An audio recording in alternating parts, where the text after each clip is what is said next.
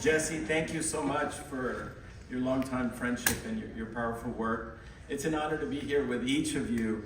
I also understand that I'm in the way of your lunch, and so I'm going to try to go as quickly as I can, but I'm very aware of nearshoring. It is not a concept to many of us here, but I'm going to touch on nearshoring a little bit. We'll talk about the history of NAFTA slightly, and then share some data about the powerful economic engine that is driving the North American continent, the Latino community. The Latino community is 63.5 million people in the US, 20% of the population. It is far larger than the people who live in Canada. California itself has 40 million people, and it is larger than Canada. So if you add our roots and our strength and our history with Mexico and the Latin American community in the US, we are an unstoppable economic engine, a positive force, detonando mucho negocio y mucho dinero para la frontera de Estados Unidos y Mexico y Canadá. As Jesse said, I'm the President and CEO of the United States Hispanic Chamber of Commerce. It's an honor to be here with you all, more so because I helped build this facility when I was the head of economic development. This was an old public parking lot. It wasn't big enough for a hotel, so we had to sell air rights. So if you go up and down the river, this is the narrowest portion of the river, and so just make sure you don't fall into the river on the sidewalk. But those air rights were helpful in getting enough space for the porte-cochere in the front, and of course this beautiful facility here at the Westin. And very few people know this hotel is also owned by our friend Kit Goldsberry from the Pearl. I want to thank the North American Development Bank. I want to thank Calixto, Mateos, and of course John Beckham. I want to thank the ambassadors that you all have been joined by, of course in person and virtual, Salazar and Moctezuma. I've had the honor of working with so many of the previous directors in my roles here in San Antonio: Victor Miramontes, Jorge Garces, Jerónimo Gutierrez, Manuel Camacho. I mean, I could go on and on. NADBank was a reward. Este era el premio de San Antonio cuando se aprobó el Tratado de Libre Comercio, porque esta es la ciudad que más se empujó adelante en contra del Partido Demócrata y en contra del Partido Republicano, porque los dos partidos estaban en contra del Tratado de Libre Comercio. It was because the conservatives, the Republicans, again, were concerned about losing jobs, and on the progressive, democratic, liberal side, folks in unions felt that the jobs would be lost. So both had a unifying opposition to this.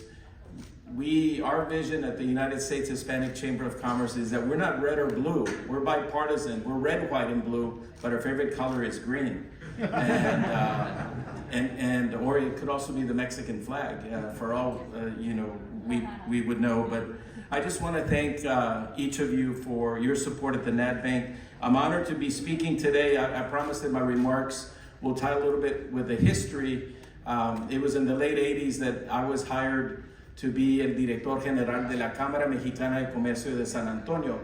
A los 23 años me ocuparon para correr la cámara más añeja de los Estados Unidos latina, fundada por el Consulado Mexicano. We changed the name to the San Antonio Hispanic Chamber shortly thereafter. I was the only employee at the time, but we did trade missions to Mexico. I see some dear friends here who were part of that momentum.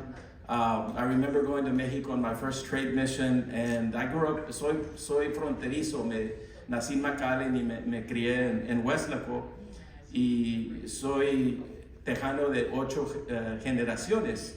Llegó el capitán Juan Cavazos de España, y él murió en 1683 en Monterrey. tenía una de las primeras becas para poblar el Nuevo Mundo. Y en ese tiempo era muy difícil. Se llamaba el Rancho Cavazos, Rancho Carricitos. It was larger than the state of Rhode Island. Today it is the King Ranch.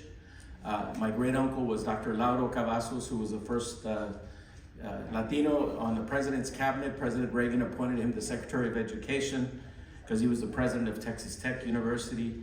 And then 3 months ago, I had the honor of being at Fort Hood when it was renamed Fort Richard Cavazos for the first four-star general Latino. The largest military base run by the U.S. in the world is named after a Latino, Richard Cavazos. So those are my roots. I grew up feeling just as equal, if not better than anyone else, regardless if they were Anglo, African American, or fellow Latinos. Teníamos mucho orgullo. Teníamos familia en Monterrey. Si eres Cavazos, we're probably related. Y Cavazos es un nombre mexicano. No lo encuentras en España. Yo fui primera vez al Archivo de las Indias, no había ningún Cavazos, pero era Cavazo originalmente. Ahí está otro Cavazos, Leroy Cavazos. And so, very proud of being, when people ask me what I am, I say, soy mexicano. I work for the U.S. Hispanic Chamber. We represent 300 Latino chambers, 5 million Latino-owned businesses.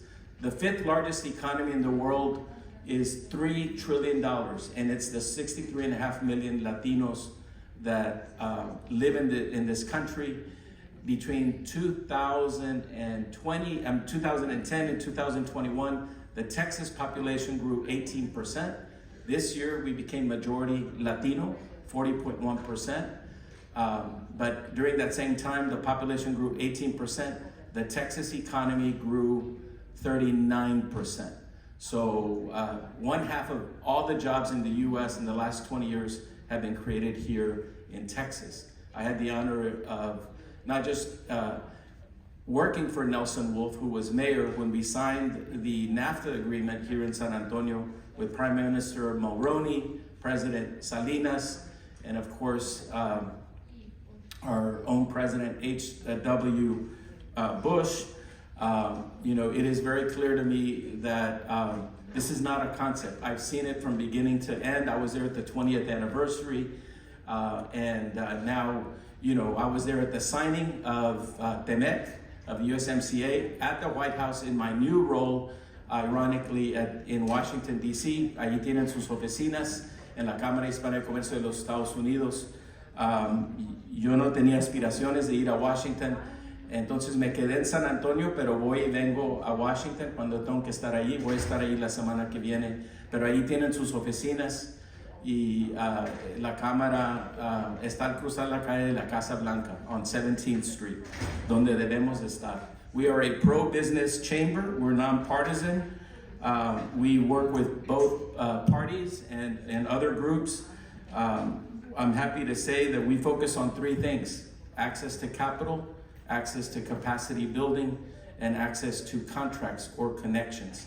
Lo que queremos es más negocio para los latinos aquí y en Mexico. I had the honor of working as the head of economic development for the city. We were the first city in America that opened casas in Mexico, as you all know. We're opening an office in November, the U.S. Hispanic Chamber of Commerce in Mexico City. When you go into my house, it's all USMCA NAFTA. My wife works for Marathon Petroleum. She opened the office in Mexico City for Marathon, which the gasoline there, and in Tijuana, their offices is ARCO. And they did it because of La Reforma de Energía. I will say this, they're losing money right now, but they're gonna wait to make money when things change. So, to make more money, sorry. I grew up a farmer and a rancher. I grew up speaking English and Spanish. I want to thank the people with vision that came before me. I remember going to Mexico City on my first trade mission, and I wanted to meet someone in the lobby, and I picked up the phone. This was before cell phones. I said, ¿dónde nos podemos ver? ¿Cómo se dice? Estoy hablando con el señor con Canaco, que era presidente. And I'm 26, and he's like 58, and which is kind of, now I'm him years later. When I meet with my young staffers, y le dije, ¿cómo se dice lobby en español para vernos ahí? Y me dijo, pues lobby. So Spanish is a wonderful language. Pero me pegó bien duro el año pasado, después de ese viaje, cuando llegué a México y estaba hablando con unos empresarios. Porque yo soy pocho, con mucho orgullo. Y lo digo porque yo llegué y yo creo, maybe I was a little full of myself, but me dijo un empresario, me dijo, Ramiro, ustedes allá en los Estados Unidos, los mexicanos, americanos, ni aquí en México ni allá hay lugar para ustedes. Y me pegó duro. Pero ¿sabes qué? Dominamos los dos lados. Ya.